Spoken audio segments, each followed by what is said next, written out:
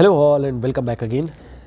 Ethics के series में हम लोग लास्ट क्लास में शुरुआत कर रखे थे और हम लोगों ने पहला टॉपिक देख रखा था। पहले टॉपिक में बेसिकली हम लोगों ने जो हमारा ये एथिक्स एंड ह्यूमन इंटरफेस है इसको हम लोग डिस्कस कर रहे थे। जब लास्ट क्लास में हम लोगों ने डिस्कशन किया था उस दौरान में हम लोगों ने बेसिक्स शुरू किया था बेसिकली, और यहाँ पर हम लोगों ने डेफिनेशन ऑफ एथिक्स से शुरू किया था। डेफिनेशन ऑफ एथिक्स को अगर हम लोग देखें तो कई सारे हालांकि यहाँ पर डेफिनेशंस हैं और ये डेफिनेशंस बेसिकली अलग अलग इसलिए दिए गए हैं क्योंकि जैसा आपके पास में क्वेश्चन आएगा accordingly you need to write that kind of definition. Depend करता है आपसे किस तरीके का क्वेश्चन पूछा जा रहा है, उसी के अकॉर्डिंग में आपको आंसर करना होगा। खैर,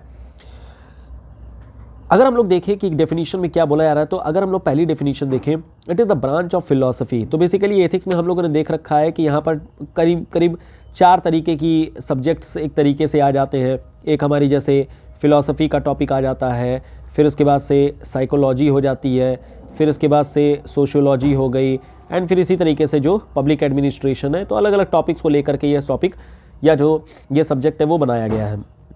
यहाँ पर अगर देखें तो this is basically branch of philosophy where we need to you can say कि एक रीजनिंग की जाती है, और ये जो रीजनिंग की जाती है या ये जो लॉजिक किया जाता है वो एक तरीके से रेशनल थॉट के बेसिस पर किया जाता है, और यही जो हमारा रेशनल थॉट है वो एक सिस्टमैटिक स्टडी के बेसिस पर होता है, और ये सिस्टमैटिक स्टडी ह्यूमन एक्शंस के ऊपर में की जाती हैं।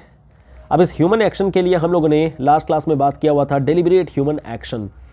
इस डेलिब्रेट ह्यूमन एक्शन के थ्रू ही हमारा कंडक्ट डेवलप होता है, और कंडक्ट के ही बेसिस पर बिहेवियर निकल के आता है, और हम लोग आगे बात करेंगे इसी बिहेवियर के बेसिस पर एक एटीट्यूड यहाँ पर डेवलप होता है।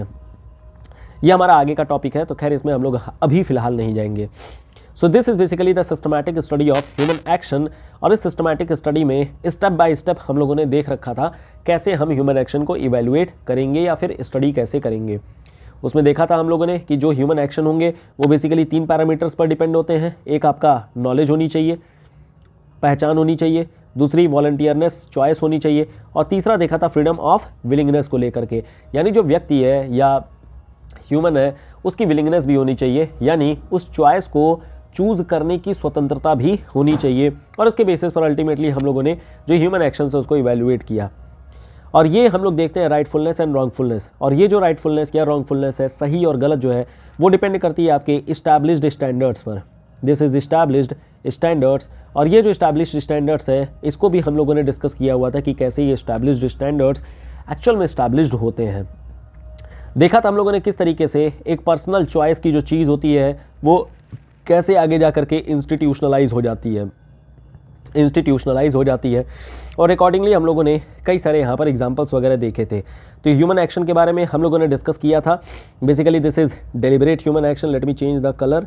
हाँ, तो ये हम लोगों ने देखा था डेलिब्रेट ह्यूमन एक्शन के फॉर्मेट में 2 तरीके के होते हैं, वॉलंटियर और इनवॉलंटियर। वॉलंटियर जहाँ पर आपके पास में चॉइस है, मतलब यू हैव अल्टरनेटिव, तो यहाँ पर बेसिकली आपके पास में कुछ अल्टरनेटिव भी मिल जाते हैं। 2 पार्ट में इसको डिवाइड कर सकते हैं, कॉन्शियस और हैबिचुअल।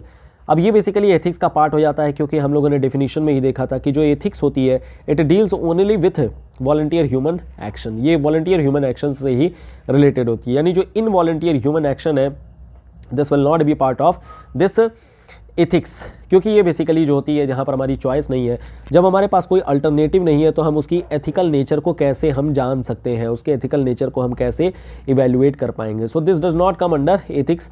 ये बात हम लोगों ने कल डिस्कस कर ली थी। डेलिब्रेट ह्यूमन एक्शन के बारे में हम लोगों ने डिस्कस किया था, और हम लोगों ने कई सारे एग्जांपल्स वगैरह भी देखे थे। एक क्वेश्चन बेसिकली यहाँ पर आया था और कहा गया था इस क्वेश्चन को अटेम्प्ट करिएगा। देखिए, क्वेश्चन को सीरियसली अटेम्प्ट करिए बिकॉज एथिक्स थोड़ा सा डिफरेंट है। यहाँ पर बेसिकली आपको कोई बुकिश लैंग्वेज नहीं चाहिए, आपको अपनी लैंग्वेज चाहिए। तो you need to develop your language in this paper, and that is why ये जो सब्जेक्ट है वो आसान भी बन जाता है और साथ ही साथ में कठिन भी बन जाता है, बिकॉज यहाँ पर आपको अपनी एक किताब बनानी है, और किताब लिखना थोड़ा सा टफ टास्क होता है।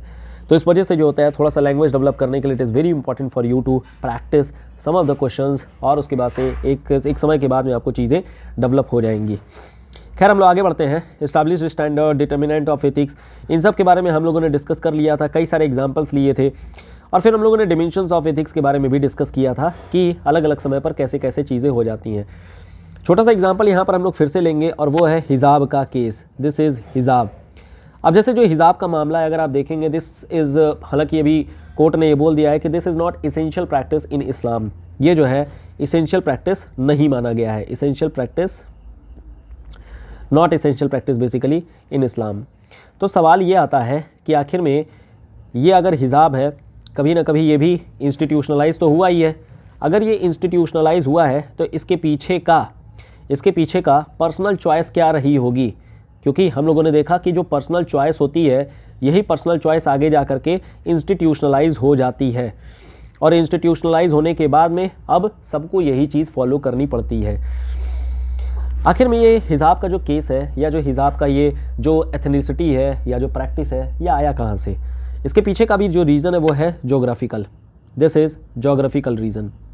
जोग्राफिकल रीज़न में यहाँ पर आपको ये देखने को मिलेगा, अगर आप अरब्स के एरिया में जाएं या फिर डिज़र्ट के एरिया में जाएं, आपको देखने को मिलेगा कि यहाँ पर बहुत ज़्यादा धूल भरी आंधियाँ चलती हैं। ठीक है, तो यहाँ पर जो हमें धूल भरी आंधियाँ होती हैं, दिस इज़ धूल भरी जो आंधियाँ होती हैं, अब इस कारण से लोग अपने आप को बचाने के लिए they started, you can say कि having a new kind of clothing style, और वही आगे जा कर के हिजाब का केस बन जाता है। इनफैक्ट अगर आप देखेंगे अरब्स के केस में ही जाएंगे तो महिलाओं के लिए जैसे हिजाब है, वैसे ही जो यहाँ के मेल्स होते हैं वो भी एक मतलब कपड़ा रखे रहते हैं जिससे वो अपने चेहरे को ढक लेते हैं। शेख वगैरह को देखेंगे तो उनकी जो पगड़ी होती है या उनका जो सर के ऊपर में कपड़ा लगा होता है, बेसिकली वो प्रोटेक्शन के लिए ही होता है, जहाँ पर अगर कोई धूल भरी आंधियाँ आती हैं तो अल्टीमेटली जो है उसे प्रोटेक्ट कर सके। इनफैक्ट अगर आप केवल अरब्स में चले मत जाइए, आप इंडिया में ही आ जाइए, और इंडिया में आप लोगों ने देखा होगा गर्मियों के दौरान में जो लोग हैं बेसिकली वो अपने आप को जो अल्ट्रावायलेट रेज़ हैं या जो सनलाइट है, जो एक्स्ट्रा सनलाइट होती है, गर्मी होती है, उससे बचने के लिए कपड़ा मुंह पर बांध रखते हैं। और जो ये कपड़ा मुंह पर बांध रखे होते हैं, क्या हम बोल सकते हैं it is a kind of hijab? So basically जो प्रैक्टिस है वो एक तरीके से जोग्राफिकल रीजंस की वजह से आई थी, और धीरे धीरे अल्टीमेटली ये एक इंस्टीट्यूशनलाइज हो गया, और इंस्टीट्यूशनलाइज होने के बाद में फाइनली ये एक इस्लाम की प्रैक्टिस बन गई। हालांकि this is not essential practice according to the supreme court, लेकिन फिर अल्टीमेटली जो है ये एक केस बन गया, एक इंस्टीट्यूशनलाइज हो गया। अब जो हिजाब का केस है बेसिकली, अगर हम इसेंशियल प्रैक्टिस में नहीं मान रहे हैं, अगर दो मुद्दे अभी रिसेंट में चल रहे हैं। एक तो आपका ईरान में चल रहा है हिजाब का केस, और वही आपका कर्नाटका में भी चल रहा है। और मुद्दे की बात यह है कि एक जगह पर हिजाब का मतलब अपोज किया जा रहा है, और वहीं दूसरी ओर हिजाब को सपोर्ट किया जा रहा है। लेकिन दोनों ही जगहों पर देखेंगे तो दोनों ही जगहों पर आपको एक कॉमन रीज़न देखने को मिलेगा। जो तरीका है वो तो ठीक है, लेकिन कॉमन रीज़न देखने को मिलेगा, और वो है aristocracy, a kind of aristocracy. जहाँ पर एक तरफ ईरान में मोरल पुलिसिंग के ज़रिए, दिस इज़ मोरल पुलिसिंग के ज़रिए सरकार अपनी बात को मनवाने की कोशिश कर रही है, वुमेन एक्सप्लॉयटेशन कर रही है। वहीं दूसरी ओर कर्नाटका में अगर आप देखेंगे, state is trying to actually dominate in the religious affair of the people. तो कहीं ना कहीं स्टेट अपने आप को कंट्रोल कर रहा है, चाहे वो मोरल पुलिसिंग के ज़रिए किया जा रहा हो या फिर नए नए एक्ट्स बना करके किया जा रहा हो। जो भी है, जो लोगों का गुस्सा है, the people who are against और in support of the hijab, they are actually not for the hijab, they are fighting against the state. एक तरफ जहां ईरान में मॉरल पुलिसिंग के खिलाफ लोग लड़ रहे हैं, वहीं दूसरी ओर कर्नाटका में स्टेट के रवैये के कारण से लड़ रहे हैं। तो ये बेसिक चीज़ है जो आपको हिजाब के लिए देखना होगा। खैर, इस पर एक केस स्टडी आप एक्सपेक्ट ज़रूर कर सकते हैं, केस स्टडी आप इस पर देख सकते हैं, हम लोग आगे भी डिस्कस करेंगे इसके बारे में। खैर, यहाँ पर पूरा मुद्दा बताने की यहाँ पर बात ये थी कि you should know the basics about हिजाब, ताकि आगे जा कर के जब भी इस पर रीजनिंग आपको करना होगा तो आप इस पर रीजनिंग कर सकें। और बाकी इसका मामला जब अभी कोर्ट से फाइनली निकल करके आएगा और इस पर क्या प्रतिक्रिया होती है, बेसिकली हाई कोर्ट ने आई गेस एसेंशियल प्रैक्टिस नहीं माना है, तो अगर कोर्ट का जो भी जुडिशरी का जो फाइनल जजमेंट निकल करके आता है, उस जजमेंट के बाद फाइनली देखते हैं कि यहाँ पर क्या हमारी एक धारणा बनती है। तो after the judgement only we can comment on this. Otherwise अभी का जो केस है वो यही है कि इस्लाम का ये एसेंशियल प्रैक्टिस में नहीं माना गया है, और हम लोग भी यही चीज़ मानेंगे, कोर्ट को ही मानेंगे। तो ये छोटी सी बात थी, और essence and determinant of ethics के बारे में तो हम लोगों ने डिस्कस कर लिया था। एक छोटा सा पॉइंट और आता है एथिक्स में ही, और कैटेगराइजेशन ऑफ एथिक्स को लेकर के हम लोग बोल सकते हैं basically there are 3 type of categorisation. एक होती है जिसको हम लोग बोलते हैं descriptive ethics, this is descriptive ethics. दूसरी ओर हम लोग बोलते हैं नॉर्मेटिव एथिक्स, तो दिस इज नॉर्मेटिव एथिक्स। और लास्ट में आपका आ जाता है एक applied ethics, this is applied ethics. अब देखिए यहाँ पर अगर डिफरेंस देखा जाए, नॉर्मेटिव नॉर्म्स पर बेसिस जो होती है उसको नॉर्मेटिव बोलते हैं, डिस्क्रिप्टिव जहाँ पर डिस्क्रिप्शंस की जाती हैं तो this is nothing but the descriptions, these are descriptions. दूसरी होती है जो नॉर्म बेस्ड होती है, so this is norm based. Applied का मतलब होता है जो एप्लीकेशन बेस्ड होती है, दिस इज एप्लीकेशन बेस्ड। लेकिन ये तो थोड़ा किताबी हो गया, फील नहीं आया, मज़ा नहीं आया और समझ में भी नहीं आया। इसका मतलब क्या है? डिस्क्रिप्शन का मतलब होता है कि जो भी चीज़ आपको जैसी दिख रही है उसको आप वैसे ही आप लिख दीजिए। कहने का मतलब what it is, what it is, क्या चीज़ है ये। तो ये जो व्हाट इट इज़ वाला क्वेश्चन होता है उसको बोलते हैं हम लोग डिस्क्रिप्टिव एथिक्स। एग्जाम्पल के तौर पे अगर देखेंगे, जैसे मान लेते हैं you need to know the population of the area. अगर मान लेते हैं किसी एरिया का पॉपुलेशन अगर आपको जानना है तो आपको सिंपली क्या करना होगा? जनगणना, सेंसस, सिंपल सी बात है। आप सीधे और सीधे सेंसस कर देंगे। अब इस सेंसस में क्या कोई मैथमेटिकल फार्मूला लगाना होता है क्या? क्या यहाँ पर किसी तरीके का मॉडल ले आना है क्या? नहीं, आपको सिर्फ घर घर जा करके अल्टीमेटली लोगों की पहचान कर लेनी है और वहाँ पर संख्या लिख देनी है कि भैया इतने लोग जो है वो पाए गए। तो आपने सिंपली क्या किया, किसी भी तरीके का अगर सर्वे किया तो वो एक तरीके से क्या हो जाता है? Descriptive ethics. यहाँ पर आपने कोई फार्मूला नहीं लगाया, किसी तरीके का मॉडल मेकिंग नहीं किया, you have just describe the thing how it is, जैसे है वैसे ही आपने लिख दिया। लेकिन जो नॉर्मेटिव बेस्ड होती है वो नॉर्म होती है, मतलब कि व्हाट शुड बी, कैसा होना चाहिए। अब ये व्हाट शुड बी वाली जो चीज़ होती है ऑब्वियसली वो कुछ ना कुछ इस्टेब्लिश्ड स्टैंडर्ड्स पे होंगी। अब ये इस्टेब्लिश्ड स्टैंडर्ड्स का मतलब ये हो गया कि आपके पास में you will be having some standards, आपके पास में कुछ ना कुछ स्टैंडर्ड्स होंगे, आपके पास में कुछ ना कुछ बेंचमार्क्स होंगे और उसी बेंचमार्क्स के बेसिस पर आप कंपेयर करेंगे और बोलेंगे कि ये चीज़ ऐसी नहीं ऐसी होनी चाहिए। यानी कुछ ना कुछ आपने एक नॉर्म बना रखा है, उसी नॉर्म के बेसिस पर you will evaluate the thing and ultimately you will suggest what it should be, ये कैसा होना चाहिए। तो ये नॉर्म बेस्ड हो जाती है जहाँ पर आपने चीज़ें लिखा। जैसे फॉर एग्जांपल यहाँ पर लिख सकते हैं जैसे हैप्पीनेस है, हैप्पीनेस आप ये बोलेंगे लोग खुश हैं कि नहीं है, लोग खुश होने चाहिए, तो खुश कैसे होने चाहिए या कैसे हम आगे इसको खुश कर सकते हैं। सो पहले हमें ये जानना पड़ेगा what should be the index, आखिर में इंडेक्स कौन है, कौन सी कंट्री खुश है, कौन सी कंट्री खुश नहीं है। Accordingly you will make some benchmark and accordingly you will work. Similarly इसी तरीके से ह्यूमन डेवलपमेंट इंडेक्स को लेकर के आ सकते हैं कि ये वो पैरामीटर्स है जिन पर आपको काम करना चाहिए। सस्टेनेबल डेवलपमेंट गोल्स है कि ये वो काम है जिस पर आप काम करेंगे तो सस्टेनेबिलिटी आपको फ्यूचर में अटेन हो जाएगी। जितने भी इस तरीके के इंडेक्स होते हैं या मॉडल्स होते हैं कहीं ना कहीं वो अल्टीमेटली आपको एक नॉर्म प्रोवाइड कर देते हैं जो कि आपको बताता है, एक डायरेक्शन देता है, एक पाथवे बताता है कि हमें किस तरीके से आगे डेवलपमेंट करना चाहिए या हम जो हमारे ऑब्जेक्टिव्स हैं कैसे उनको अचीव कर सकते हैं। तो ये बन जाती है आपकी normative ethics. Is it clear? Last part आता है हमारा अप्लाइड एथिक्स। अप्लाइड एथिक्स का मतलब ये होता है कि वी हैव सम नॉर्म्स, हमारे पास कुछ नॉर्म्स होते हैं, हमारे पास कुछ बेंचमार्क्स होते हैं और इसी बेंचमार्क्स के बेसिस पर हम इसका एप्लीकेशन करते हैं। जैसे मान लेते हैं सपोज़ हमारे पास अलग अलग तरीके के प्रोफेशंस हैं, हमारे पास अलग अलग तरीके के प्रोफेशंस हैं, हमारे पास अलग अलग तरीके के रोल मॉडल्स होते हैं और हमारे पास अलग अलग तरीके के रिस्पॉन्सिबिलिटीज़ होती हैं, रिस्पॉन्सिबिलिटीज़। अब इन्हीं सबको हम किसी न किसी बेसिस पर, किसी नॉर्म के बेसिस पर, किसी बेंचमार्क के बेसिस पर इनका हम एक रिस्पॉन्सिबिलिटी तय करते हैं, यानी कि इनका क्या प्रोटोकॉल होना चाहिए वो बताते हैं। जैसे मान लेते हैं प्रोफेशन में ही, अगर हम मेडिकल सेक्टर में आते हैं तो मेडिकल के लिए अपने पास मेडिकल एथिक्स होती है। अगर मान लेते हैं हम लॉयर के पास जाते हैं तो लॉयर की अपनी एक एथिक्स होती है। अगर हम इंजीनियर के पास जाते हैं तो इनके पास भी एक इंजीनियरिंग की अपनी एथिक्स होती है। तो इस तरीके से अगर आप देखेंगे स्पोर्ट्स के लिए हमारे पास एक स्पोर्ट्स एथिक्स होती है। तो कहीं ना कहीं हमारे पास क्या है कि हर एक प्रोफेशन के लिए we have a separate book of ethics, जिसको कि हम बोल सकते हैं अप्लाइड एथिक्स, क्योंकि वो उस पर्टिकुलर सेक्टर के लिए अप्लाइड होती है। सिमिलरली इसी तरीके से रोल मॉडल के लिए आप बोल सकते हैं कि आखिर में लीडर कौन है, मैनेजर कौन है, एडमिनिस्ट्रेटर कौन है, ये सब कहीं ना कहीं जो है एक रोल मॉडल्स हैं। ठीक है, this is administrator, actually this is administrator. तो इनके लिए भी रोल मॉडल्स होते हैं और उनकी भी अपनी एक एथिक्स होती है। रिस्पॉन्सिबिलिटीज़ को लेकर के इसी तरीके से आप बोल सकते हैं, जैसे पेरेंट्स की रिस्पॉन्सिबिलिटी, दिस इज़ पेरेंट्स, एक फ्रेंड की रिस्पॉन्सिबिलिटी, एक हस्बैंड की रिस्पॉन्सिबिलिटी, एक वाइफ की रिस्पॉन्सिबिलिटी एटसेट्रा। तो ये सभी जो होती है वो रिस्पॉन्सिबिलिटीज़ में आ जाती हैं और ये भी कहीं ना कहीं एक अप्लाइड एथिक्स का ही पार्ट हो जाती है। समझ आ गया क्या चीज़ है?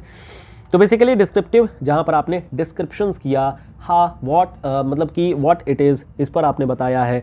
नॉर्मेटिव, जहाँ पर आपने नॉर्म्स बेसिस किया है, जहाँ पर आपने बताया है कि what should be the thing is. और अप्लाइड में आप लोगों ने देखा कि हमारी जो एप्लीकेशन बेस्ड हो जाती है।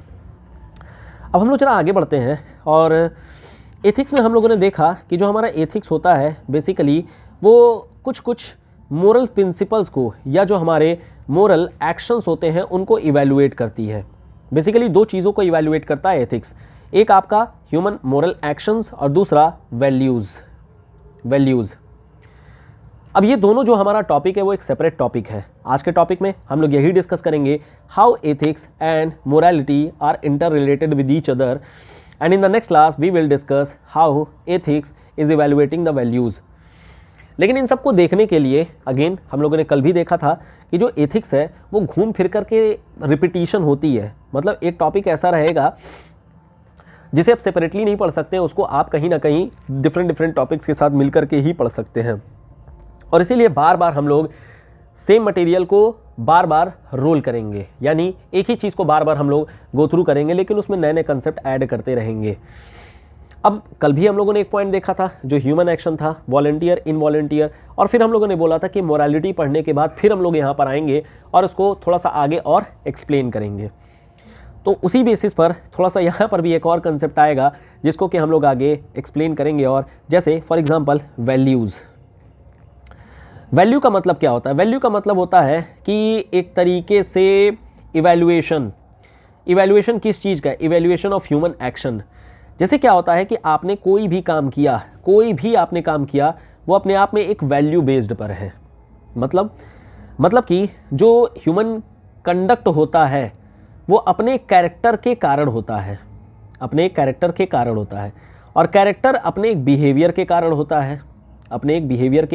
है, जैसे फॉर एग्जांपल रामायण के बारे में अगर बात करें तो राम का भी अपना एक बिहेवियर है, राम का भी अपना एक कैरेक्टर है, और राम के भी अपने एक कंडक्ट है। सिमिलरली इसी तरीके से रावण का अपना बिहेवियर है, रावण का भी अपना कैरेक्टर है, और रावण का भी अपना एक कंडक्ट है। बस हमें इवैल्यूएट करना है कि ये जो कंडक्ट है वो किन वैल्यूज़ पर है, और ये जो वैल्यूज़ हैं क्या वो एथिकली करेक्ट हैं या इनकरेक्ट हैं। तो बेसिकली अगर हम लोग देखें जो वैल्यूज़ यहाँ पर होती हैं उनको हम लोग इवैल्यूएट करते हैं। और इवैल्यूएट किस बेसिस पर करते हैं? इवैल्यूएट हम लोग करते हैं उसी एस्टैब्लिश्ड स्टैंडर्ड के ही बेसिस पर, इस एस्टैब्लिश्ड स्टैंडर्ड बेसिस पर हम लोग इवैल्यूएट करने के बाद में कुछ वैल्यूज़ ऐसी होती हैं जिनको हम लोग बोलते हैं these are ethically correct values. और वहीं दूसरी ओर हम लोग बोलते हैं कि कुछ वैल्यूज़ ऐसी होती हैं जो मॉरली करेक्ट होती हैं, वैल्यूज़।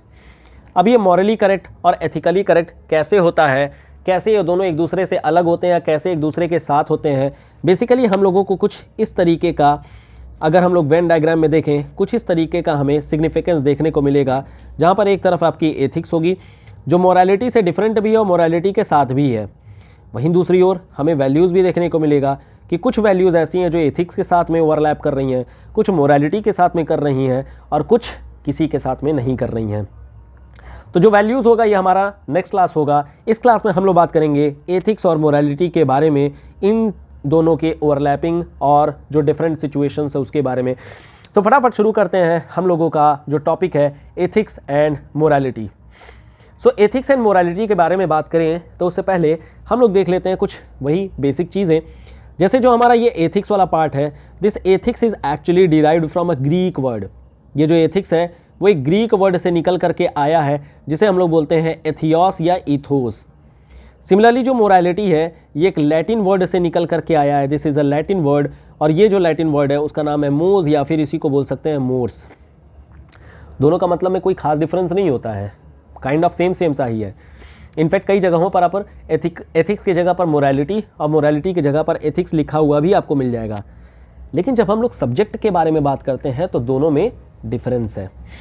उस डिफरेंस को देखने से पहले एक बार क्विकली हम लोग जरा डेफिनेशन देख लेते हैं और फिर एग्जाम्पल के थ्रू डिस्कस करने की कोशिश करते हैं कि आखिर में एथिक्स और मोरालिटी में क्या कोई डिफरेंस है या दोनों एक ही चीज़ है। सो क्विकली अगर हम लोग देखें क्या यहाँ पर डेफिनेशन है, तो एथिक्स उस फिलोसफिकल ब्रांच है that involves systematizing, defending and recommending concepts of right and wrong behaviour. बात तो समझ में आ गई कि यहाँ पर जो सिस्टमैटिक ह्यूमन एक्शन का इवैल्यूएशन था, डिफेंड करना था और रिकमेंड करना है, यानी रिकमेंड करने का मतलब यही हमारा नॉर्मेटिव अजम्पशंस या जो नॉर्मेटिव थ्योरीज होती हैं, नॉर्मेटिव वैल्यूज़ होती हैं, उसी के अकॉर्डिंगली हमें ये बताना कि कोई भी चीज़ राइट है या रॉन्ग है। सो बेसिकली यहाँ पर अगर देखेंगे तो देयर आर ह्यूमन एक्शंस, हमारे पास कुछ ह्यूमन एक्शंस आ रहे हैं। इन ह्यूमन एक्शन को हम सिस्टमैटिकली स्टडी किए, सिस्टमैटिकली हम लोगों ने इसको स्टडी किया। स्टडी करने के बाद में यानी आपने क्या किया, इसे डिस्क्रिप्टिव एथिक्स किया। दिस इज डिस्क्रिप्टिव एथिक्स किया। आपने ये देखा कि व्हाट इट इज़। अब आपने क्या किया, व्हाट इट शुड बी, मतलब कि कैसा होना चाहिए था, और जैसा होना चाहिए था उसके बेसिस पर क्या व्हाट इट इज़ है या नहीं है, और अगर है तो कितना राइट और कितना रॉन्ग है। यही सारा जो स्टडी है, यही सारा जो इवैल्यूएशन है, इसी को हम लोग बोलते हैं एथिक्स। वहीं दूसरी ओर अगर हम लोग मोरालिटी की डेफिनेशन देखें तो morality can be a body of standard और principle derived from code of conduct from a particular philosophy, religion, culture, और it can derive from a standard that a person believes. यानी कि जो morality होती है किसी एक फिलॉसफी से निकल करके आए हुए जो ह्यूमन कंडक्ट है या कंडक्ट होना चाहिए उस पर बेस्ड होती है। एग्जाम्पल लेके देखें, एग्जाम्पल लेके देखते हैं। जैसे अगर आप दिल्ली में रहे होंगे तो दिल्ली मेट्रो देखे होंगे, तो दिस इज़ दिल्ली मेट्रो। हम मेट्रो के अंदर नहीं जाने वाले हैं, और इनफैक्ट मेट्रो ही नहीं, जितने भी प्रीमाइसेस हैं, सरकारी प्रीमाइस हो गए या बहुत सारे पब्लिक प्लेसेस हो गए, वहाँ पर लिखा होता है beggary, do not promote beggary, do not promote beggary, यानी भीख मांगने को प्रमोशन मत करिए। यानी इसका सीधा मतलब क्या है, भीख मत दीजिए किसी को, भीख मत दीजिए, यही है ना, दीजिए। अब जैसे मान लेते हैं कि आप किसी ऐसे ही पब्लिक प्लेस पर हैं, आप ये हैं और इसी ही पब्लिक प्लेस पर हैं, और यहाँ पर कुछ ग्रुप ऑफ चिल्ड्रन आ गया, बच्चों का कोई एक समूह आ गया और वो आपसे पैसे की डिमांड कर रहे हैं, कह रहे हैं यार पैसा दे दो। अब आपने क्या किया, आपका अब यहीं से ह्यूमन एक्शन निकल करके आएगा। मान लेते हैं कि आपने भीख नहीं दिया, भीख नहीं दिया यानी कि आपका जो ह्यूमन एक्शन था, जिसमें सिस्टमैटिक ह्यूमन एक्शन में देखेंगे तो आपने जो है बेगरी को प्रमोट नहीं किया, यानी आपने भीख नहीं दिया बच्चों को। क्या वो नॉर्मेटिव कंडक्ट के बेसिस पर है? नॉर्मेटिव मतलब यहाँ पर क्या होना चाहिए था, भीख नहीं देना चाहिए था, क्योंकि ऑलरेडी आपको बताया जा रहा है यहाँ पर the norm here is do not promote the beggary. क्या उस नॉर्म के बेसिस पर क्या आपका जो ह्यूमन एक्शन है वो सेटिस्फाई हो रहा है? Answer is yes. आप यहाँ पर आपका जो ह्यूमन एक्शन है वो कहीं से भी कोई दिक्कत नहीं है, आप एकदम जो नॉर्म दिया गया था उसी नॉर्म को आपने फॉलो किया है। दैट मीन्स आप यहाँ पर एथिकल हैं, या इसको बोला जाए, इसको बोलते हैं एथिकली आप करेक्ट हैं।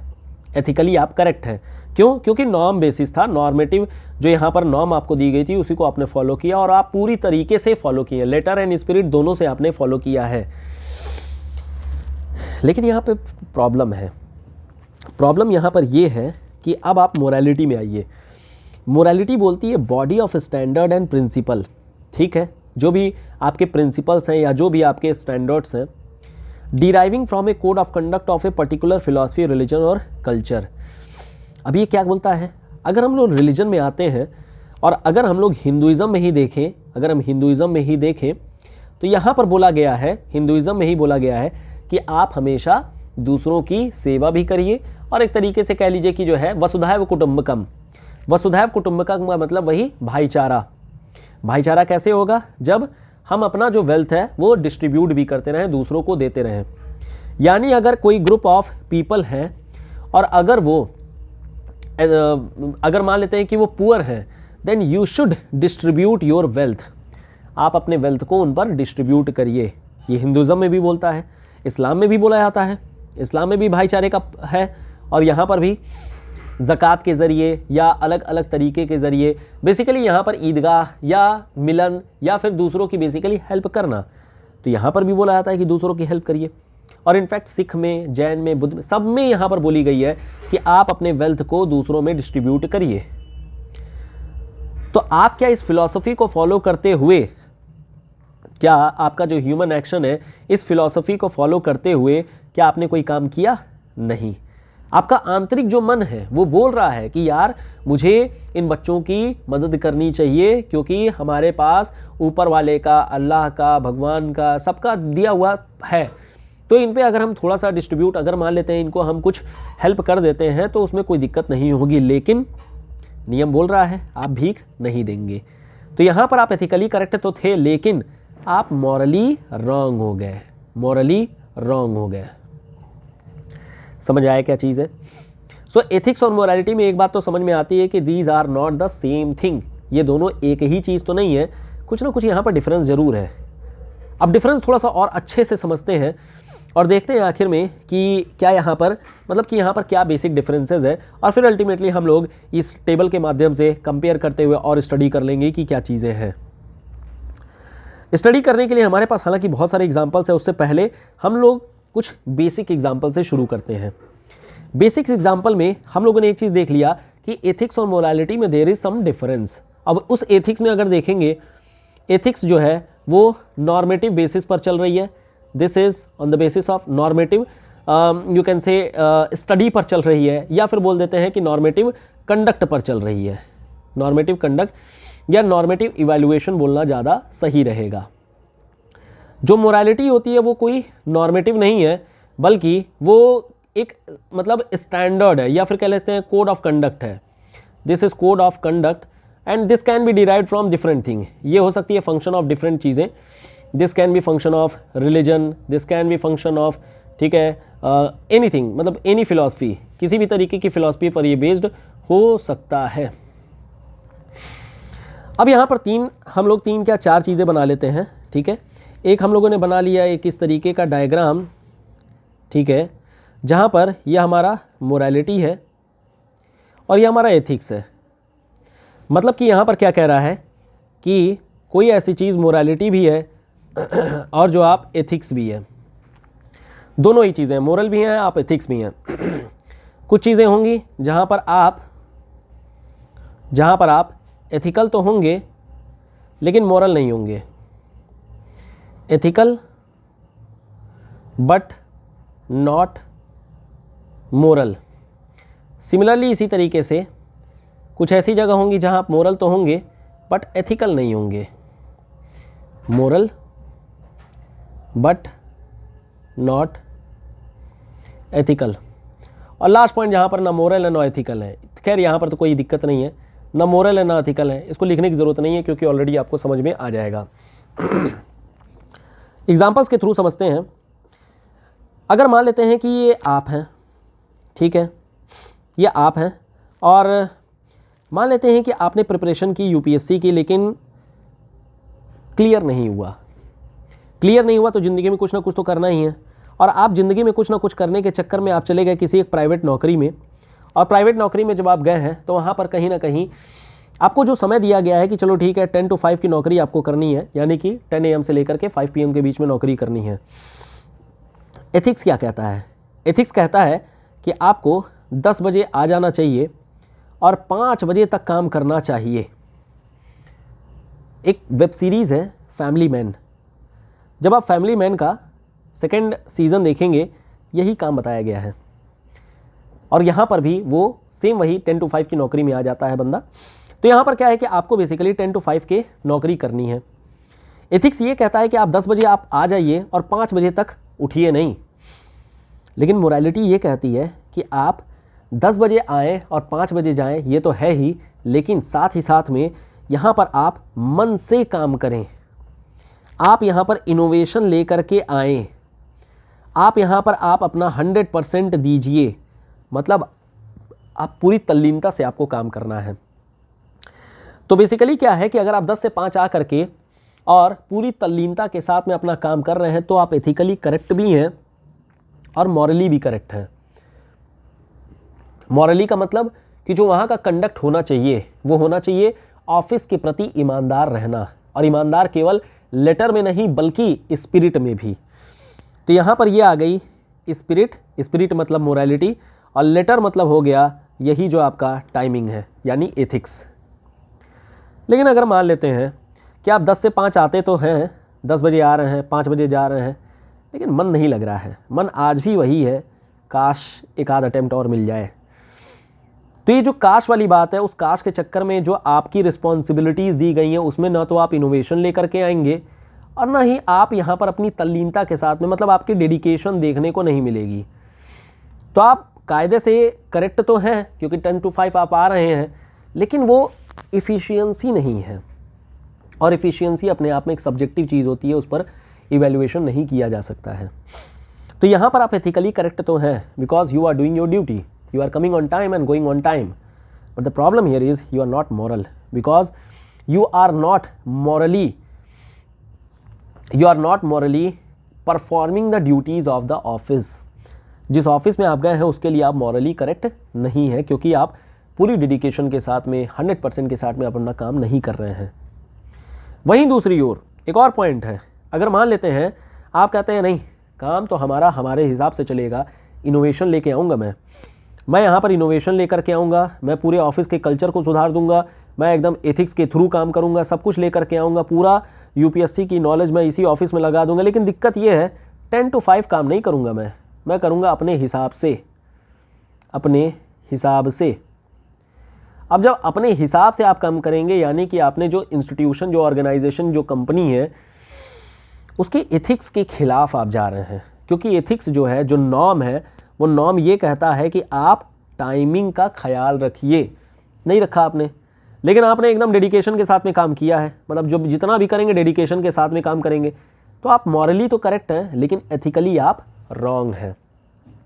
और लास्ट में ना तो काम कर रहे हैं ना तो टाइम पे जा रहे हैं, सब एकदम फर्जी काम करके रखे हुए हैं, तो ना आप एथिकली करेक्ट हैं ना आप मॉरली करेक्ट हैं। एक बात यहाँ से समझ में आ जाती है कि जो मॉरल है, जो ये मोरालिटी है, बेसिकली ये कहीं ना कहीं इनर कंसाइन से आ रही है, अंदर से आ रही है कि काम करना चाहिए। कई बार होता है ना, अंदर से आवाज़ आती है, अंदर से आवाज़ आ रही है, इंट्यूशन आ रहा है कि ABCD में से D ऑप्शन ही होगा, मोरालिटी है। लेकिन आप दिमाग आपका कह रहा है कि नहीं इसको पढ़ा मैंने कहीं नहीं है, इसलिए मुझे आंसर नहीं मार्क करना चाहिए। प्रीलिम्स आप देने गए हैं, दिस इज़ प्रीलिम्स देने गए हैं। प्रीलिम्स में 40 क्वेश्चन तो आपने एकदम बढ़िया से कर लिया, लेकिन बचा हुआ जो 60 क्वेश्चन है, पता है कि बिना 60 क्वेश्चन किए वैसे भी नहीं हो रहा है। 60 क्वेश्चन में से 20 क्वेश्चन ऐसे हैं जहां पर आपको 50-50 हो रहा है, 50-50। मतलब आपका जो दिमाग है वो ये कह रहा है यार नहीं करना चाहिए, this will not be ethical because चीज़ें देखी नहीं है मैंने, पढ़ी नहीं है मैंने, कन्फ्यूज़ हूँ मैं। लेकिन एक तरफ आपका इनर कंसाइंस बोलता है यार ऐसा है, होगा तो ऐसे भी नहीं। अंदर से आवाज़ आ रही है कि इसका आंसर D होना चाहिए, 50-50 वाले में मार दिया आपने, बन गया आप मॉरली करेक्ट। तो ये भी एक छोटा सा एग्जांपल है जिसके बेसिस पर आप बोल सकते हैं कि हाँ ठीक है, this is ethics and morality. तो हम लोगों ने देखा कि जो मोरालिटी होती है वो इनर कंसाइन से आती है। क्या ये यूनिवर्सल है, सबके लिए सेम होगी क्या? ऑब्वियसली नहीं, ये आपकी रीजनल होगी, सब्जेक्टिव होगी, बंदे टू बंदे पे डिपेंड करेगी। और ये बंदे टू बंदे पे इसलिए डिपेंड करेगी क्योंकि ये आपका इनर कैरेक्टर है। लेकिन जो एथिक्स है ये क्या है? एथिक्स एक यूनिवर्सल प्रिंसिपल है, सबको फॉलो करना है, बिना दिमाग लगाए फॉलो करना है। बिना दिमाग लगाए आपको 10 से 5 आना है क्योंकि ये नॉर्म बना हुआ है, और नॉर्म इसीलिए बना हुआ है क्योंकि ये एक यूनिवर्सल फैक्टर है, यूनिवर्सल ट्रूथ है। तो एक बात यहाँ से क्लियर होती है कि जो एथिक्स होता है वो कुछ यूनिवर्सल प्रिंसिपल्स पर बेस्ड होता है, यानी कि यहाँ पर कुछ यूनिवर्सल प्रिंसिपल्स होंगे जिन पर बेस्ड होगा। लेकिन जो मोरालिटी है ये कोई यूनिवर्सल प्रिंसिपल नहीं है, बल्कि ये इंडिविजुअल प्रिंसिपल पर बेस्ड है। This is individual principle. इतना बात समझ में आ रहा है? अगर आप देखेंगे हमारे सोसाइटी में, नॉर्मली सोसाइटी में आपको एथिकली करेक्ट तो रहना ही रहना है। सोसाइटी में you need to be ethically correct. लेकिन ज़रूरी नहीं है कि आप मॉरली भी करेक्ट रहें। कई बार ऐसे ऑप्शंस आते हैं आपके पास में जहां पर आप अपने मोरालिटी के साथ में कॉम्प्रोमाइज़ करेंगे, क्योंकि आपको एथिकली करेक्ट रहना पड़ेगा। एथिकली करेक्ट इसलिए रहना पड़ेगा क्योंकि वो हायर गोल, या फिर कह लीजिए this is what for that you are made responsible, जिसके लिए आपको रिस्पॉन्सिबल बनाया गया है। कुछ और एग्जाम्पल अगर देखा जाए, अगर देखेंगे वर्ल्ड वॉर 2 के दौरान में, दिस इज वर्ल्ड वॉर 2 के दौरान में आपने देखा होगा कि पर्ल हार्बर पर अटैक किया गया था। इनफैक्ट एक मूवी भी बनी हुई है, काफ़ी शानदार मूवी बनी है, देखना चाहिए आपको। पर्ल हार्बर के दौरान में एक नर्स थी और उनको इनफैक्ट देखिए, this is the you can से cutting of the newspaper, so remembering the military medical heroes. यहाँ पर यह किया गया था, पर्ल हार्बर पर जब अटैक हो गया था तो बेसिकली यहाँ पर बहुत सारे लोग सीवियरली इंजर्ड हो गए थे। सीवियरली इंजर्ड होने का मतलब ये था कि बहुत सारे ऐसे लोग थे जिनके बचने की संभावना बहुत कम थी, कुछ ऐसे थे जो सिर्फ इंजर्ड थे, लेकिन रिसोर्सेज लिमिटेड थे। जो रिसोर्सेज हैं वो लिमिटेड थे, और अगर रिसोर्सेज लिमिटेड हैं तो हम किस पर रिसोर्स यूज़ करें? क्या उस पर रिसोर्स यूज़ करें जो बचने के ज़्यादा जिसके चांसेस हैं, या फिर सब पर यूज़ करें? अब यहाँ पर एथिक्स क्या कहती है? यहाँ पर एथिक्स आपको ये कहती है कि आप अपने ओथ को याद करिए, हिपोक्रेटिक ओथ। आप अपने ओथ को याद करिए, और उसमें ये बोला गया है कि आप सबकी सेवा करेंगे बिना किसी निष्पक्ष भाव से आपको सेवा करनी है, सबको मतलब जिंदा रखना है। तो कायदे से तो जो इंजर्ड पर्सन है वो सभी आपके लिए इंपॉर्टेंट है, but the resources are not allowing you to serve for all the people. सब लोगों को तो आप यूज़ नहीं करने दे सकते हैं। मोरालिटी आपकी क्या कहती है? मोरालिटी आपकी ये कहती है कि जान बचाना ज़्यादा इंपॉर्टेंट है, लाइफ, और लाइफ उसकी बचाई जा सकती है जो रिलेटिवली कम इंजर्ड है। इस महिला ने भी यही काम किया, नर्स ने भी, इन्होंने क्या किया, लिपस्टिक के माध्यम से मार्किंग करना शुरू किया कि कौन सीवियरली इंजर्ड है, किसको रिसोर्सेज मतलब देने चाहिए, किसका इलाज करना चाहिए, किसका इलाज हम नहीं कर सकते हैं। और इस तरीके से यहाँ पर एक कैटेगराइजेशन की गई, और इस कैटेगराइजेशन करने के बाद में फाइनली यहाँ पर बहुत सारे ऐसे लोग थे जिनकी जान बचाई जा सकी, और ऑब्वियसली कुछ लोग तो यहाँ पर मतलब नहीं बचे। तो अगर आप देखेंगे तो she was not ethically correct actually, but morally she was correct. Morally वो करेक्ट है क्योंकि उन्होंने जान बचाई है, लोगों की जान बचाई है। एथिकली इसलिए नहीं क्योंकि सिंपल सी बात है, नॉर्म को फॉलो नहीं किया गया। नॉर्म मतलब कि ओथ को फॉलो नहीं किया गया। यहाँ पर कोई प्रोटोकॉल नहीं है, उनको कोई प्रोटोकॉल नहीं दिया गया, तो उनको बस ये बोला गया था कि रिस्पॉन्सिबिलिटी आपकी है कि जो भी आपके पास में आएगा, इंजर्ड आएगा, उसकी आपको मदद करनी है, उसको आपको क्योर करना है, उसको आपको देखना है। लेकिन यहाँ पर कैटेगराइजेशन किया गया, कैटेगराइजेशन करने के बाद में इस तरीके से चीज़ें की गई। इसी के बेसिस पर एक छोटा सा एग्जांपल और देखते हैं। मान लेते हैं कि आप डिस्ट्रिक्ट मजिस्ट्रेट हैं, suppose you are district magistrate, ठीक है। आपके पास में दो पक्ष आ रहा है, ठीक है। एक पक्ष मान लेते हैं ए आया, दूसरा पक्ष आपके पास में बी आया। इन दोनों पक्ष में किसी एक प्रॉपर्टी को लेकर के विवाद हो रखा है, प्रॉपर्टी दोनों को लेकर के विवाद हो रखा है। आपके पास में आए, कहा आपने कहा, मतलब आपको बोला गया कि जो ए पर्सन है इसने ज़बरदस्ती प्रॉपर्टी पर हक बना रखा है, ज़बरदस्ती बना रखा है, माफिया एक तरीके से बोल लीजिए। और प्रताड़ित यहाँ पर कौन है? बी प्रताड़ित है, बी जो है वो प्रताड़ित है। मान लेते हैं दिस इज बी प्रताड़ित, ठीक है। एग्रीव्ड है, बेसिकली विक्टिम है, अंग्रेजी में लिख देते हैं। तो बेसिकली ये विक्टिम है। आपने क्या किया, इस प्रॉपर्टी का जो भी पेपर्स वगैरह हैं उसको आपने चेक किया, पढ़ा, देखा। अंत में आपको ये पता चला कि जो रियलिटी है, जो विक्टिम है बेसिकली प्रॉपर्टी उसी की है और उसको दे देना चाहिए। Being district magistrate you have the power, और आपने यहाँ पर नॉर्म फॉलो करते हुए, क्योंकि norm basically the written constitution और लेजिस्लेशन और जो भी जीओ आया होगा या फिर जो भी नोटिफिकेशंस होंगे उसके बेसिस पर आपने अपने अधिकार का प्रयोग करते हुए, अधिकार, विशेषाधिकार, जो भी आप बोलना चाहें, ठीक है। So basically you are doing your duty, और उसके बेसिस पर आपने यहाँ पर विक्टिम को उसका जो भी प्रॉपर्टी है वो दे दिया, ठीक है। कोई दिक्कत नहीं है। दिक्कत कहाँ है? दिक्कत यहाँ पर यह है कि मान लेते हैं अगर आप डिस्ट्रिक्ट मजिस्ट्रेट, आपका जो भी टाइटल है, जिस भी कास्ट से आप आते हैं, विक्टिम की वही कास्ट निकल आई। तो अब दिक्कत यहाँ पर ये होगी, समाज आपको ये बोलेगा, सोसाइटी आपको ये बोलेगा कि कास्ट फैक्टर काम कर गया, डीएम साहब के ऊपर कास्ट फैक्टर काम कर गया। अब यहाँ पर क्या है, सोसाइटी आपको बख्श नहीं रही है और अकॉर्डिंग टू सोसाइटी आप मॉरली रॉन्ग काम कर रहे हैं। मॉरली रॉन्ग क्या कर रहे हैं, क्या आप बेसिकली अपने कास्ट के लोगों को ही दे रहे हैं और निष्पक्ष होकर के काम नहीं कर रहे हैं। तो बेसिकली यहाँ पर जो एक कास्ट फैक्टर है, this is not a norm, ये कोई नॉर्म नहीं है और सोसाइटी ने आपको क्लेम किया है कि आप मॉरली रॉन्ग है। बेसिकली आप अपने हिसाब से देखेंगे तो आप एथिकली और मॉरली दोनों ही करेक्ट हैं, लेकिन समाज ने आपको बोला कि आप एथिकली करेक्ट तो ज़रूर हैं लेकिन मॉरली रॉन्ग है, क्योंकि समाज आपकी पावर नहीं, आपकी कास्ट देख करके आपका डिसीजन इवैल्यूएट कर रहा है।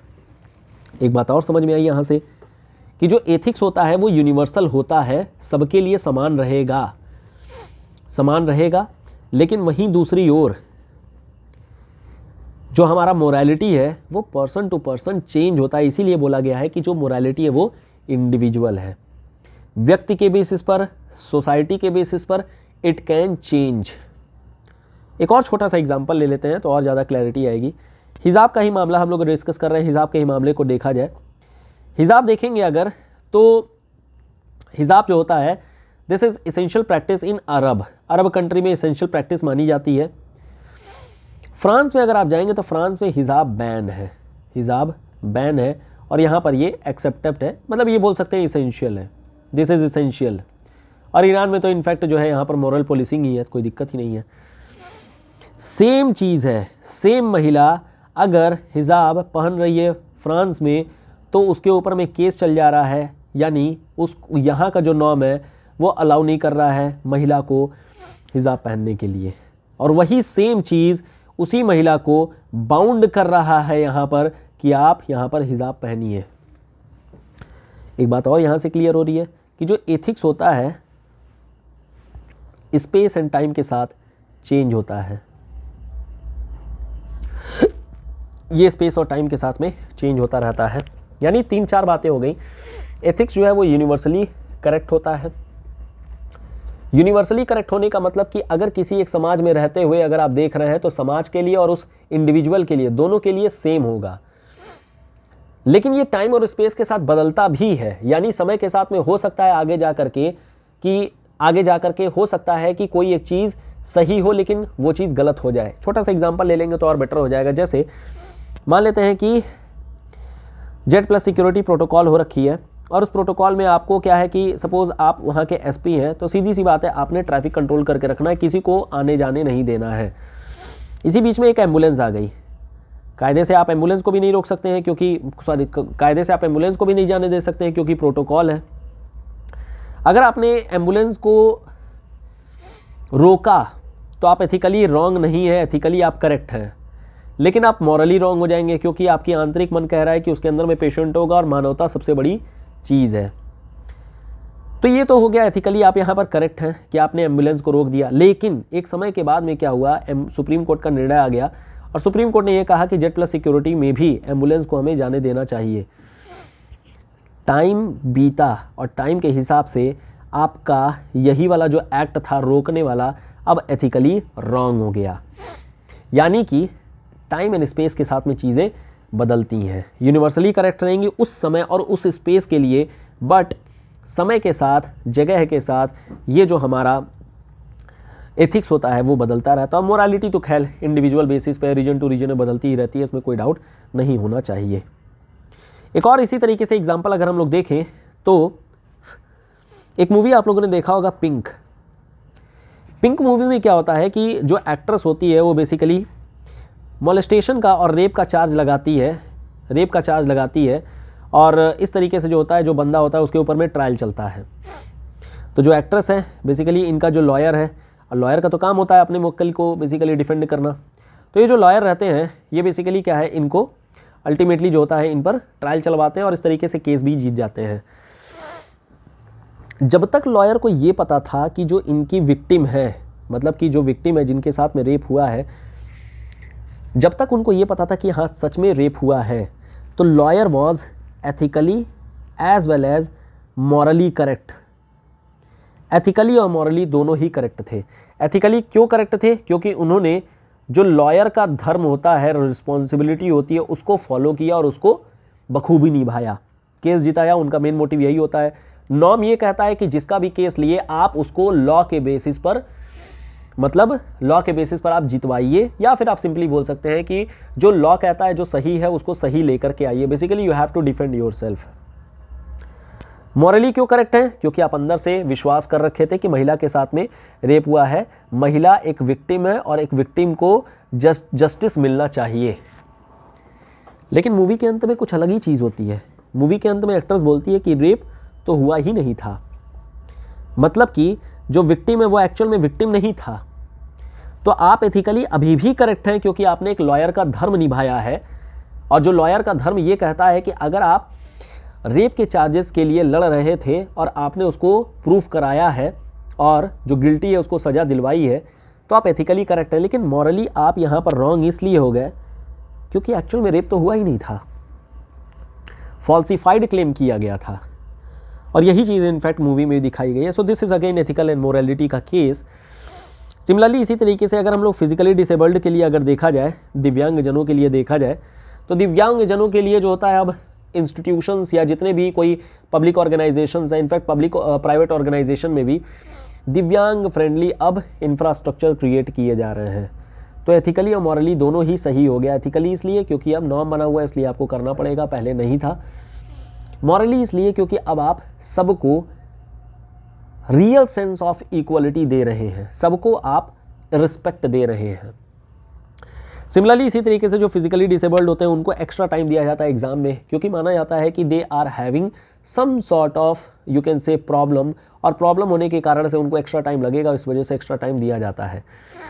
अगर आप देखेंगे तो कायदे से उनको आर्टिकल नंबर 14 यानी इक्वलिटी, यानी कि सबको बराबर समय देना चाहिए, लेकिन यहाँ पर उनकी दिव्यांगता को देखते हुए, उनकी डिसेबिलिटी को देखते हुए एक्स्ट्रा टाइम दिया जाता है, which is ethical now because it has been made a norm, and morally correct भी होगा क्योंकि आपने उनकी डिसेबिलिटी को समझा। इनर कंसाइंस आपकी पहले से ही बोल रही थी कि इनको प्रॉब्लम होती है और बहुत सारे प्रॉब्लम्स के बाद निकल के आए हैं, तो हमें उनको देना चाहिए। सिमिलरली इसी तरीके से मोरल पुलिसिंग ऑफ ईरान के बारे में तो हम लोगों ने डिस्कस ही कर लिया, तो यहाँ पर बातें समझ में आ गई। अब हम लोग थोड़ा सा करंट अफेयर्स की एक चीज़ डिस्कस करते हैं और आप लोग बताइएगा यहाँ पर क्या मोरालिटी और क्या एथिक्स है। रिसेंट में अभी एक आई गेस मध्य प्रदेश का केस है। मध्य प्रदेश में एक मतलब जो वुमेन कमीशन होती है, बेसिकली वहाँ की एक आईएएस ऑफिसर हैं। आईएएस ऑफिसर का नाम है हरजोत कौर। यहाँ पर इनसे एक छोटी बच्ची ने, बेसिकली स्कूल की लड़की है, और उसने क्वेरी किया था, एक छोटी सी मीटिंग टाइप की हो रही थी, वहाँ पर क्वेरी किया गया था कि जो सैनिटरी पैड्स होते हैं, गवर्नमेंट को सैनिटरी पैड्स लड़कियों को फ्री देने चाहिए। अब ये तो बेसिकली उस लड़की का एक राइट भी था कि आप सरकार से डिमांड कर सकती हैं, और डीएम के थ्रू आपने इसलिए, मतलब कि एक आईएएस ऑफिसर के थ्रू आपने इसलिए किया क्योंकि वो एक चेन होती है, कड़ी होती है गवर्नमेंट तक पहुंचने का। एक आम जनता एक आईएएस के थ्रू ही अल्टीमेटली गवर्नमेंट तक पहुंचती है, बिकॉज गवर्नमेंट लॉ फॉर्मेशन और जो आईएएस है लॉ इम्प्लीमेंटेशन, तो एक तरीके से लिंक बन गया। यहाँ पर जो आईएएस है बेसिकली उसको क्या करना चाहिए था, she should listen to the query only, query को सुनना चाहिए था और फिर अल्टीमेटली मैटर को जैसा भी रहे वैसा बोलना चाहिए था। अब यहाँ पर जो आईएएस है बेसिकली उनकी कोई रिस्पॉन्सिबिलिटी नहीं होती है, ना तो उनको कोई डिस्क्रिप्शन दिया गया है कि आप सैनिटरी पैड्स फ्री में दे सकती हैं, ऐसा कुछ आप नहीं कर सकते हैं, because you have to just implement the law. आपको सिर्फ और सिर्फ इम्प्लीमेंटेशन वर्क करना है। लेकिन जो आईएएस ऑफिसर है उनका बड़ा शॉकिंग रिप्लाई आया, वांट कॉन्डम्स टू। कहने का मतलब कि जो इनका ये सीधा कहना था कि 20-30 रुपए की जो सैनिटरी पैड्स होती हैं आप उसको परचेज़ नहीं कर पा रही हैं, कल को जा करके आप जीन्स पैंट मांगेंगी, कल को जा करके आप ब्यूटीफुल शूज़ मांगेंगी, कल को जा करके आप कॉन्डम्स भी मांगेंगी। तो कहीं ना कहीं जो ये बोलने का तरीका था, बोलने के तरीका का मतलब इनफैक्ट द एटिकेट जो होना चाहिए था यहाँ पर, वो एटिकेट नहीं फॉलो किया गया था हमारे आईएएस, जो भी आईएएस हैं ये, इनके द्वारा। और बेसिकली इन्होंने अब यहाँ पर अगर आप देखेंगे तो एथिकली ये करेक्ट है, ethically the IAS officer is correct, ethically ये करेक्ट है। करेक्ट इसलिए है क्योंकि इनका रिस्पॉन्सिबिलिटी नहीं था और जिस रिस्पॉन्सिबिलिटी के लिए गई थी उन्होंने बखूबी निभा लिया। बट यहाँ पर मॉरली रॉन्ग है। मॉरली ये रॉन्ग है। मॉरली रॉन्ग इसलिए है क्योंकि ये पब्लिक है। पब्लिक का काम होता है कि वो गवर्नमेंट से डिमांड कर सकती है और इसीलिए गवर्नमेंट को बनाया भी गया है। लेकिन आप इस तरीके से थ्रैश करेंगी और इस तरीके से ह्यूमिलिएट करेंगी तो कहीं ना कहीं this is not morally correct. You are actually abusing your power. आप प्रोविज़न को यूज़ करके ही इनफैक्ट आप अब्यूज़ ऑफ पावर कर रही हैं। तो this is not the right thing. दूसरी चीज़, ह्यूमैनिटी के खिलाफ है ये, मानवता के खिलाफ है, तो इसलिए भी ये मॉरली रॉन्ग है।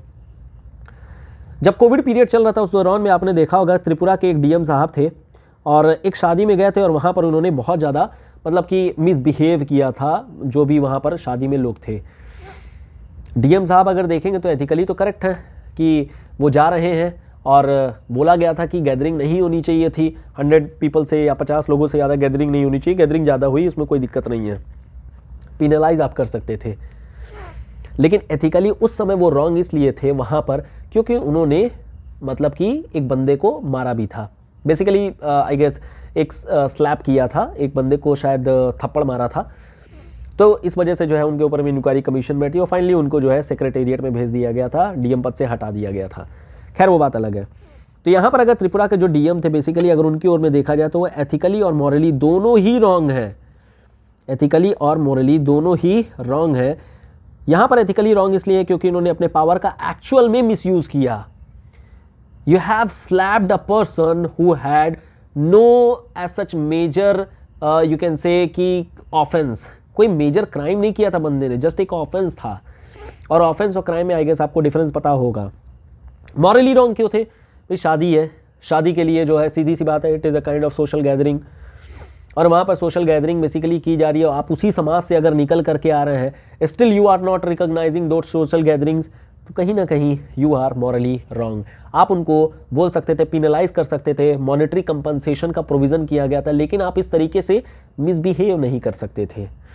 Human dignity and respect, these two things are very important and these are self values. इनको सेल्फ वैल्यूज़ बोला जाता है। सेल्फ वैल्यूज़ क्या? डिग्निटी, रिस्पेक्ट, ये दोनों चीज़ें सेल्फ वैल्यूज़ में आती हैं। तो आई गेस अब आपको समझ में आ गया होगा कि आखिर में मोरालिटी और एथिक्स इन दोनों में क्या डिफरेंस है और क्या चीज़ें हैं। अब यहाँ पर अगर देखा जाए थोड़ा सा और अगर हम लोग आगे बढ़ें और चीज़ों को देखें तो 1 second, do we have any extra space? हाँ ठीक है। अगर हम लोग मोरालिटी, जैसे हम लोगों ने एथिक्स को देखा कि एथिक्स जो है बेसिकली 3 तरीके से हम इसको डिवाइड कर सकते थे। एक हम लोगों ने देखा जहाँ पर हम लोगों ने डिस्क्रिप्टिव एथिक्स देखा, दूसरी तरफ हम लोगों ने देखा नॉर्मेटिव एथिक्स के बारे में, तीसरे तरफ हम लोगों ने देखा अप्लाइड एथिक्स के बारे में।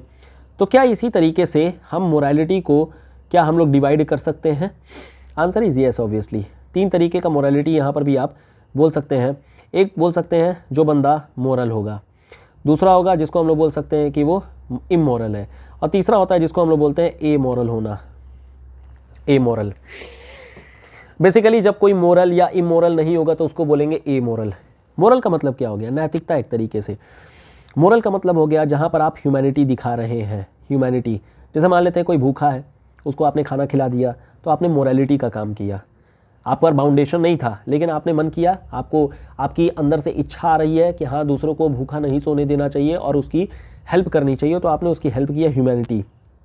दूसरों को आपने पानी पिला दिया, दूसरों की आपने हेल्प कर दी। बेसिकली जितना भी परोपकार का काम होता है, अल्टूरिज्म का काम होता है, अल्टूरिज्म, ये सब आपकी मोरालिटी में ही चली जाती है। इमोरल बस वही एकदम उल्टा।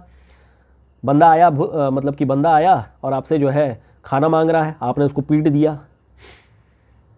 इसी तरीके से बंदा मान लेते हैं कि आपके पास में आया भीख मांगने के लिए, आपने उसको यूपीएससी के 4 सवाल फेंक करके मार दिया, बंदा ह्यूमिलिटी होकर भाग गया। तो ये सब होती है इमोरलिटी, जहाँ पर आप इमोरल है। बेसिकली आपने उसके मतलब कि जो राइट्स हैं उसको भी एक तरीके से हनन किया। राइट्स इन द सेंस कि जो उसकी बेसिक राइट्स थे, डिग्निटी, रिस्पेक्ट, ह्यूमैनिटी और जो कुछ नेचुरल प्रिंसिपल्स होते हैं उसको आपने अगर फॉलो नहीं किया तो वो इमोरल बन जाता है।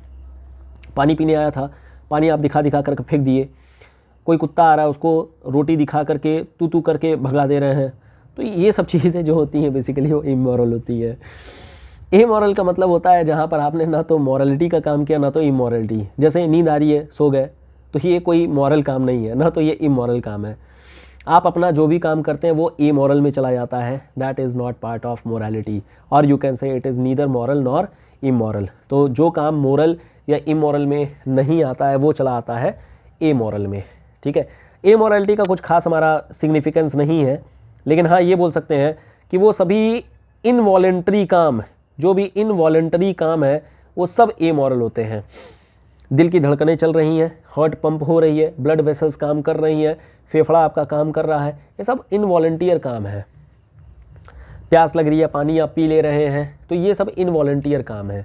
और जितने भी इनवॉलेंटियर काम होते हैं वो सब एमोरल में चले जाते हैं। तो मोरालिटी का मतलब समझ में आ गया होगा कि आखिर में what is the meaning of morality, और यू कैन से कि what are the categorisation of morality.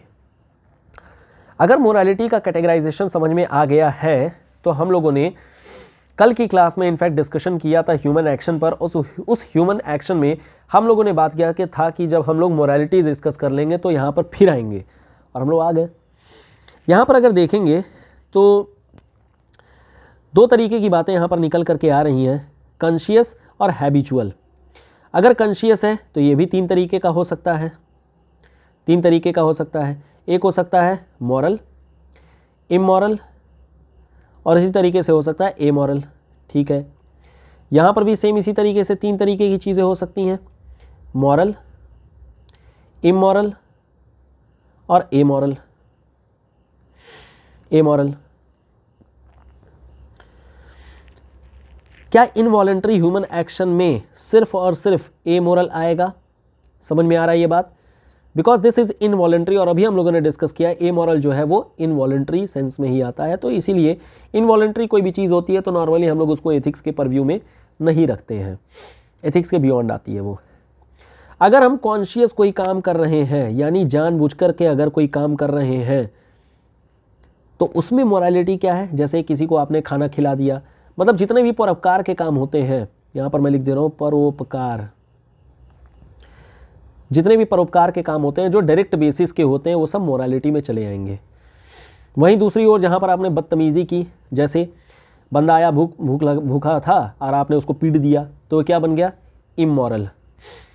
Amoral, बंदा आया उसको भूख लगी थी, आपने कहा यार खाना नहीं है, या फिर आपने उसको देखा निकल लिए, ना आपने उसको कुछ बोला ना उसने कुछ सुना और बस काम हो गया, तो एक तरीके से काइंड ऑफ कह सकते हैं एमोरल हो गया, ठीक है। हालांकि हाँ ठीक है, इसको आप इमोरल ही बोल सकते हैं, हालांकि थोड़ा इमोरलिटी का केस है कि आपको करना चाहिए था बट आपने किया नहीं।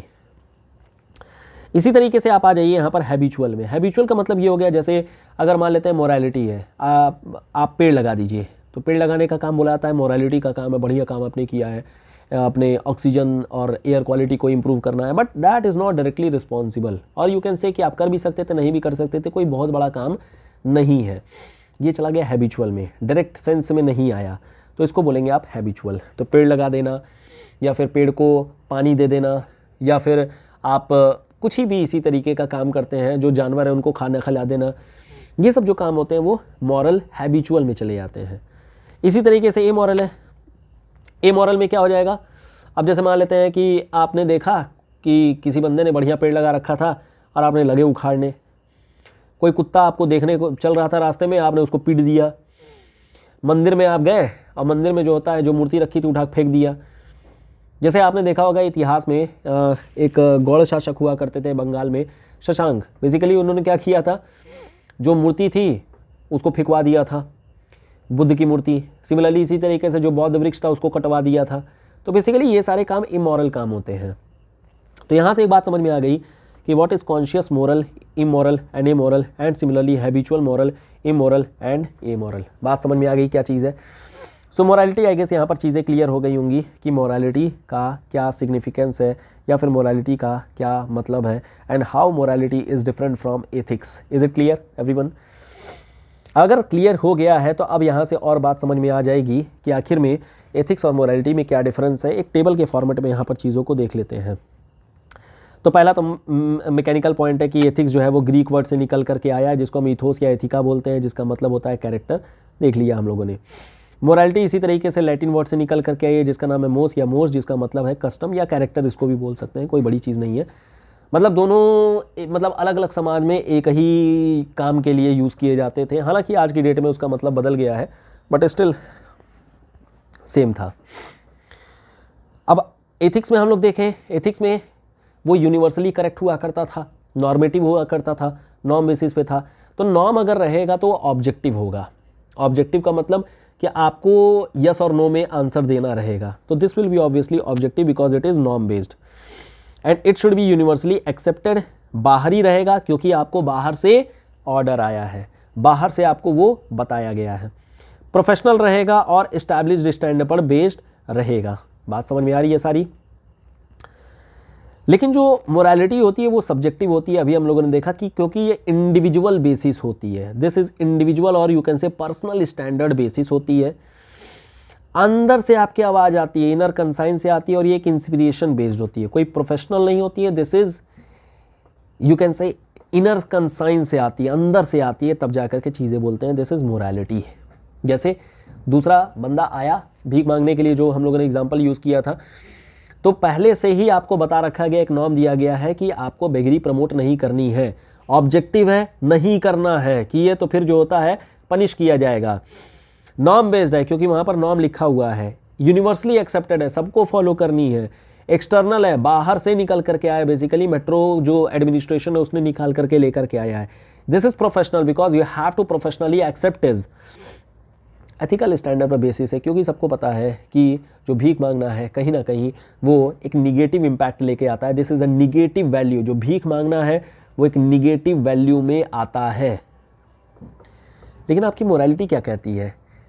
बंदे टू बंदे, एक बंदा आएगा कहेगा अरे हटो हम नहीं भीख देंगे, दूसरा कहता अरे नहीं यार बच्चा है बेचारा दे देते हैं। आपको पता है कि हो सकता है कि ये जो बच्चा है वो किसी ग्रुप के लिए काम कर रहा होगा, बट स्टिल कहीं ना कहीं आता है यार बच्चा है दे देते हैं। अंदर से आया है, सब्जेक्टिव है क्योंकि पर्सन टू पर्सन डिफर कर रहा है। पर्सनल स्टैंडर्ड पे था कि जाओ भाई ले करके जाओ, ग्रुप के साथ हो चाहे किसी के साथ हो ले करके जाओ। इंस्पिरेशन आ रही है, कहीं ना कहीं आपकी एक भावना जो है, मानवता की भावना जागृत हो रखी है। एथिक्स जो होती है वो लीगल गाइडलाइन पे चलता है और प्रोफेशनल रूल्स पर चलता है। The acceptability of ethics is confirmed with in a particular space and time frame. जैसे फ्रांस और अरब का ही केस हम लोगों ने देखा था, हिजाब का केस देखा हम लोगों ने कि सेम हिजाब is essential in the Arab और वही सेम हिजाब प्रोहिबिटेड है फ्रांस में। स्पेस के साथ में बदल गया।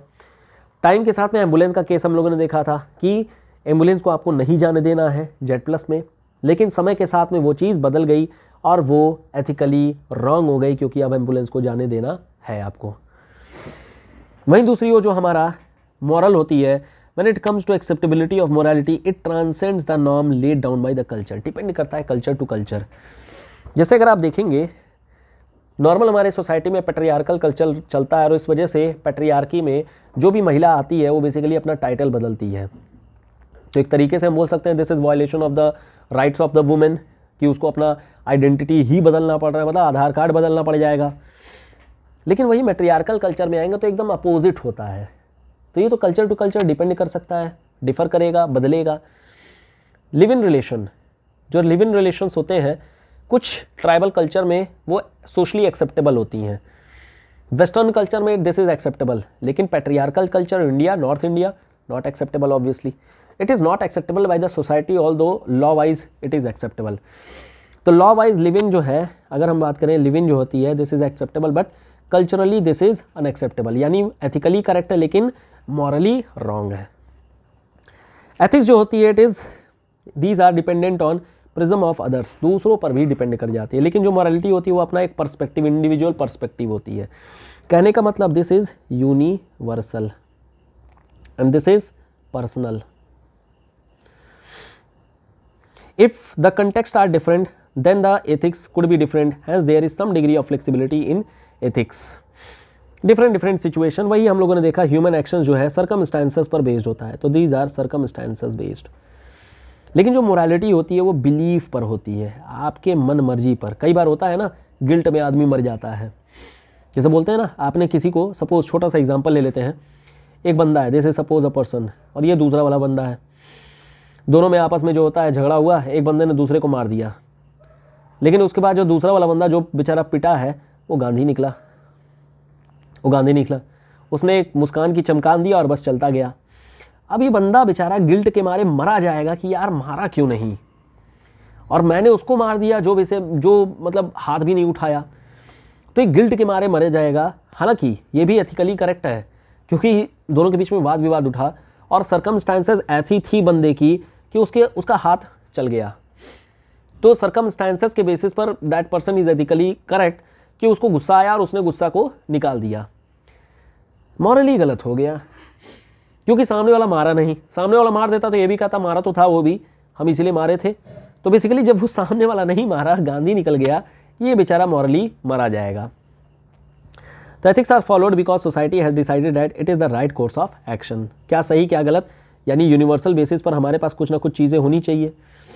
मोरालिटी ऐसा कुछ नहीं होता है, ये बस राइट कोर्स ऑफ एक्शन होता है जो कि इंडिविजुअल बेसिस पर होता है। पर्सन बिलीव्स, यहाँ पर society believes. Person who follows the ethical principle need not necessarily have strong moral value. ज़रूरी नहीं है, बस आपको लॉ फॉलो करना है इन लेटर, लेकिन लॉ फॉलो करना है इन स्पिरिट। तो there could be situation where ethics are violated by a moral person to maintain the uphold his moral values. Ethics is something usually associated in the field of law, medicine, business, everything, सबके depend करते हैं, जिसको हम लोग applied ethics भी बोल देते हैं, अप्लाइड एथिक्स। वहीं दूसरी ओर मोरालिटी जो होती है नॉर्मली उसका रिलीजियस कोनोटेशन निकल के आता है, लेकिन ऐसा ज़रूरी नहीं है। एक्चुअल में रिलीजन इसलिए बोला जा रहा है बिकॉज दिस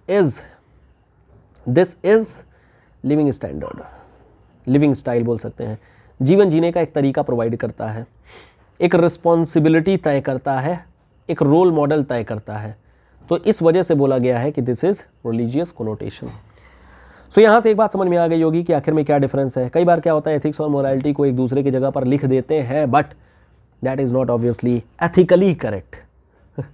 ठीक है, तो बेसिकली हम लोगों ने देखा एथिक्स और मोरालिटी के बीच में क्या डिफरेंस है। एक छोटा सा क्वेश्चन यहाँ पर आप लोगों के प्रैक्टिस के लिए, and the question is ethics is considered as field of moral science discuss. तो ये क्वेश्चन आप लोगों को लिखना है। कल भी एक क्वेश्चन था, जिन्होंने नहीं लिखा है काइंडली उसको लिखेंगे तब अल्टीमेटली आपको समझ में आएगा और हम लोग कल डिस्कस कर सकते हैं इस क्वेश्चन को। तो एक बार जब आप लोग अटेम्प्ट किए रहेंगे then only we can discuss, और तब समझ में भी ज़्यादा आएगा। तो इसलिए बेसिकली सजेशन भी है और एक तरीके से रिकमेंडेशन भी है कि आप लोग जो है आंसर राइटिंग करिए। 2 क्वेश्चन है, बहुत ज़्यादा टाइम नहीं लगेगा, 1-8 घंटे भी लग गया तो ठीक है, कोई प्रॉब्लम नहीं है। और फिर उसके बाद से हम लोग जो एथिक्स में जो एक फॉर्मेट बेस्ड आंसर्स होता है उसको भी हम लोग डिस्कस कर लेंगे। कल हमारा जो नेक्स्ट टॉपिक होने वाला है वो रहेगा हमारा एथिक्स एंड वैल्यूज़। तो एथिक्स और वैल्यूज़ के बारे में डिस्कस करेंगे कि क्या चीज़ है। चलिए फिर यहीं स्टॉप करते हैं, कोई डाउट रहेगा तो पूछ लीजिएगा। मिलते हैं नेक्स्ट वीडियो में। Till then good bye, thank you so much, good night, bye bye.